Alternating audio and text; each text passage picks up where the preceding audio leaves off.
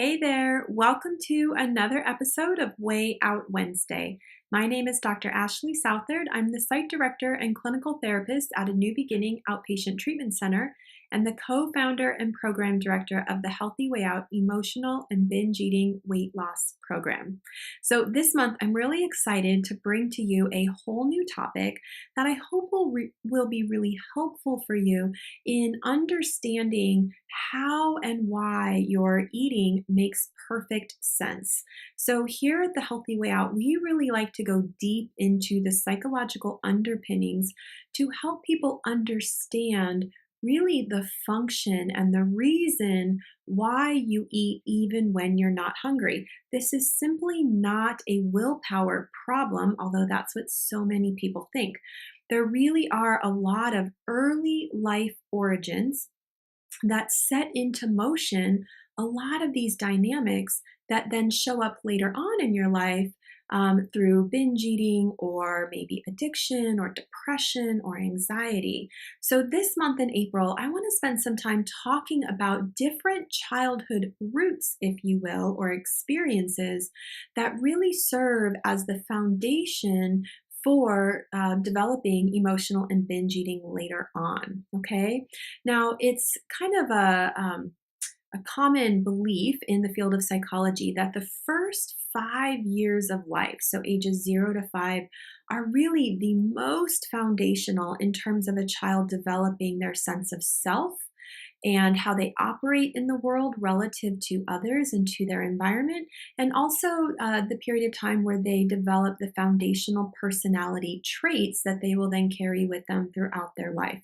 So these first 5 years are incredibly important from a psychological and emotional development perspective. Now, young children are hardwired to organically feel all kinds of emotions from, sadness to joy to anger to confusion to frustration to fear to hurt. We're just wired as young children to feel all of those things without really any kind of reserve or defense. And what happens is when children grow up in an emotionally healthy environment, they are guided through all of those organic emotions that they feel. And what I mean by guided through is they have caregivers and adults, parents, who teach them this is what you're feeling. This is why you're feeling that way, and this is what you can do to help you effectively manage and respond to that emotion. So they teach children how to label what they're feeling. They teach children how to effectively work through that emotion, whether it's going and talking to their friend that hurt their feelings, or maybe it's going in their room and doing some deep breathing and taking a time out until they calm down, or maybe it's curling up in their mom's arms and crying and letting all of that pain out. But emotionally healthy parents will teach their children how to navigate through those emotions. Now, in an emotionally unhealthy environment, children are not given this emotional guidance. Instead, they are taught to go around emotions. And the way that this gets modeled in the home environment is things will get brushed under the rug. So maybe something emotional will happen and then nobody really talks about it. It just kind of gets brushed under the rug. We're not going to address it.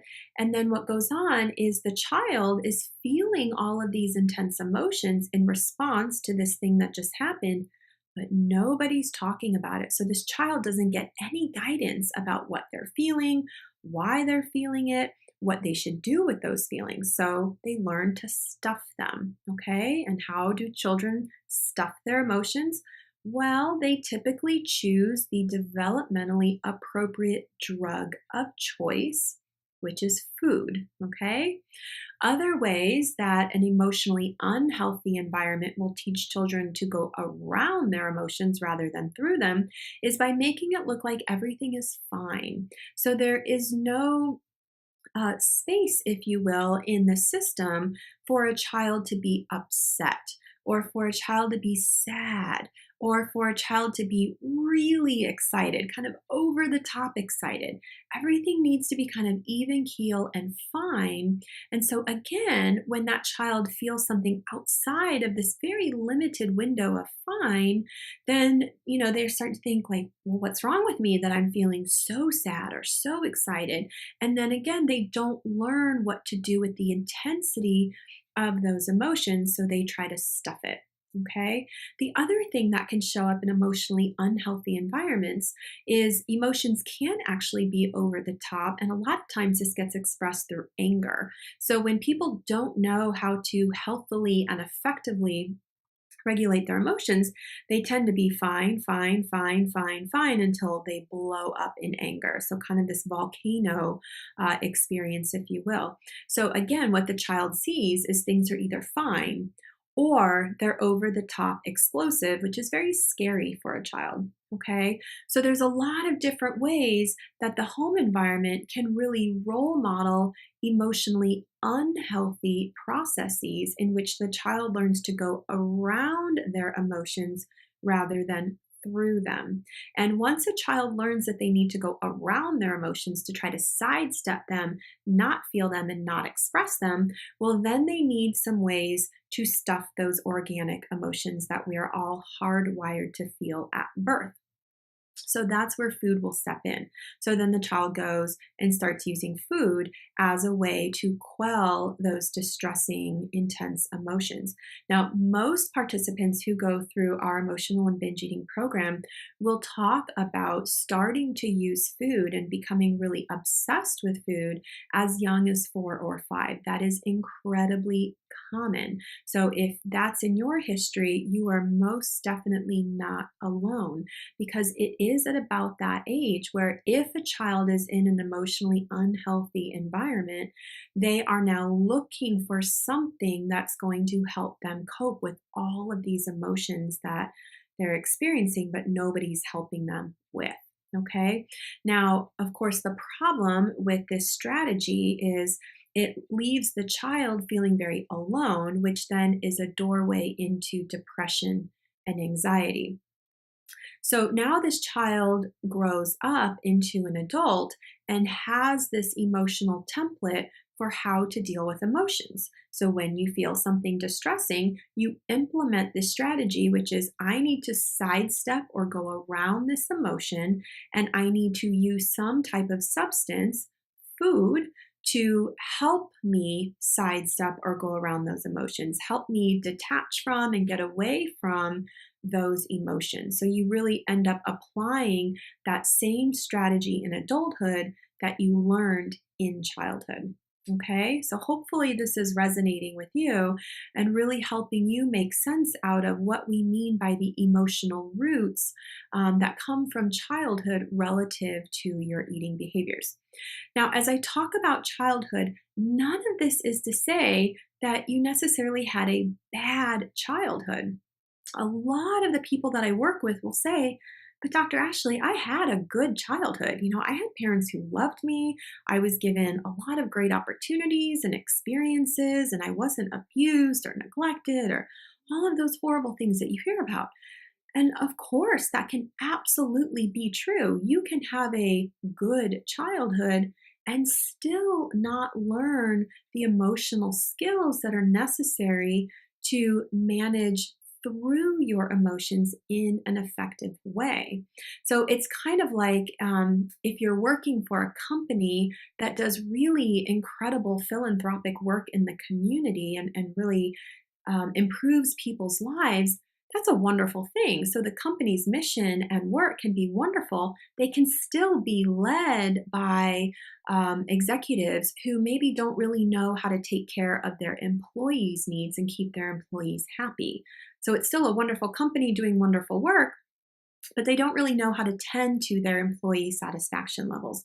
So this may be kind of the same type of thing for when you were growing up, that you could have very loving, well-intended parents who wanted the best for you, but they didn't know how to go through emotions, so they couldn't teach you how to do that. And really that's because they never learned how to go through their emotions because their parents weren't able to teach them. And their parents weren't able to teach them because they never learned how to go through emotions and nobody ever taught them. So it becomes this intergenerational transmission of a strategy to go around emotions rather than through them. So I think it's really important to say that this isn't about bad mouthing parents or saying that you had a bad childhood. Certainly plenty of emotional and binge eaters will endorse a quote unquote bad childhood, but many will not. They will say, I had a really good childhood, and that can absolutely be the case. We just want to look at what was modeled for you with your emotions and with your parents' emotions. Did you see them express emotions? How did they express them? And then did they allow you to express them, and how?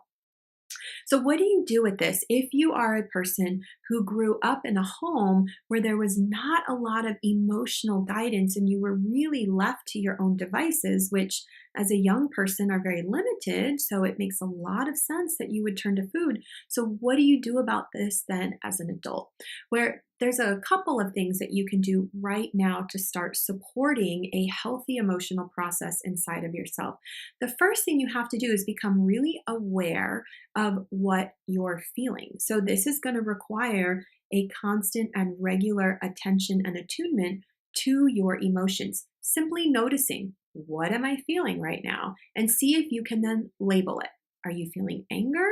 Are you feeling sadness, shame, fear, hurt, loneliness, jealousy, happiness, joy? There's all kinds of emotions. And the key thing to understand about emotions here is you're probably feeling a couple of different emotions at the same time. And to make this even more complicated, oftentimes we feel conflicting emotions at the same time. So there can be something you're emotionally responding to that one part of you feels excited about and another part of you feels terrified about. Okay, that's really normal.